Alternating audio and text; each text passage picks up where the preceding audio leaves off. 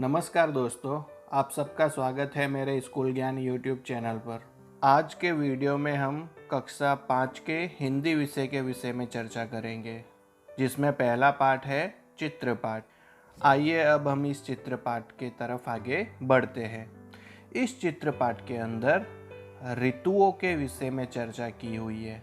इसमें आपको पहले पेज पर कुछ चित्र बने हुए हैं, जिसमें कुछ फल के चित्र है, कुछ सब्जियों के चित्र है, उत्तरायण का चित्र है, वर्षा ऋतु, ग्रीष्म ऋतु और ठंडी, इन सभी चित्र बने हुए हैं।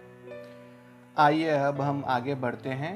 सभी ऋतुओं की बात करें तो एक वर्ष में कुल 6 ऋतुएं होती है। इस मामले में प्रत्येक मौसम की अवधि 2 महीने की है। प्रथम ऋतु वसंत। वसंत ऋतु का समय मार्च से अप्रैल तक का होता है। वसंत ऋतु में सर्दी धीरे धीरे बीत रही होती है और गर्मी आ रही होती है। इस समय के दौरान मौसम सबसे सुखद होता है, इसीलिए वसंत ऋतुओं को ऋतुओं का राजा भी कहा जाता है।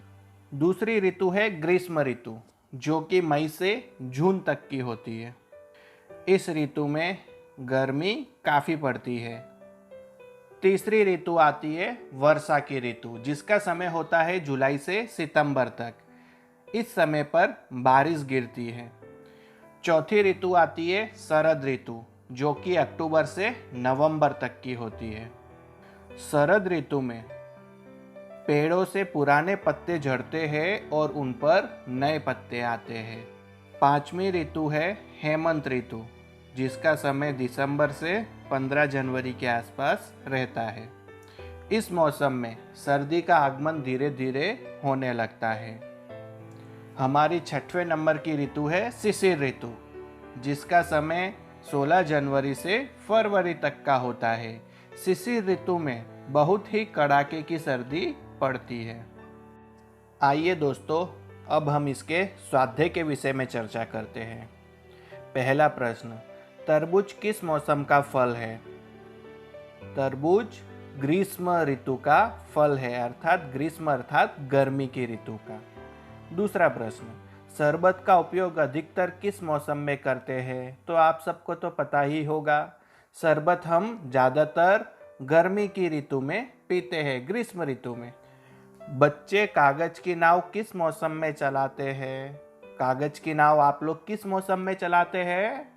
हाँ, वर्षा ऋतु में। चौथा प्रश्न, गर्म कपड़े किस मौसम में पहनते हैं? गर्म कपड़े हम शिशिर ऋतु में अर्थात ठंडी की ऋतु में पहनते हैं। पांचवा प्रश्न, पतंग किस त्योहार पर उड़ाई जाती है? आप सब लोग पतंग किस त्योहार पर उड़ाते हो? हाँ, मकर संक्रांति पर अर्थात उत्तरायण पर। छठा प्रश्न, चित्र के बारे में 5 वाक्य लिखिए। अब देखो मित्रों, आपको चित्र के अंदर जो जो तस्वीरें दी हुई है, उनके विषय में आपको 5 वाक्य उस चित्र के ऊपर से लिखना है। इतना तो आप कर ही पाओगे। आज के वीडियो में बस इतना ही। मिलेंगे अगले वीडियो में। आभार।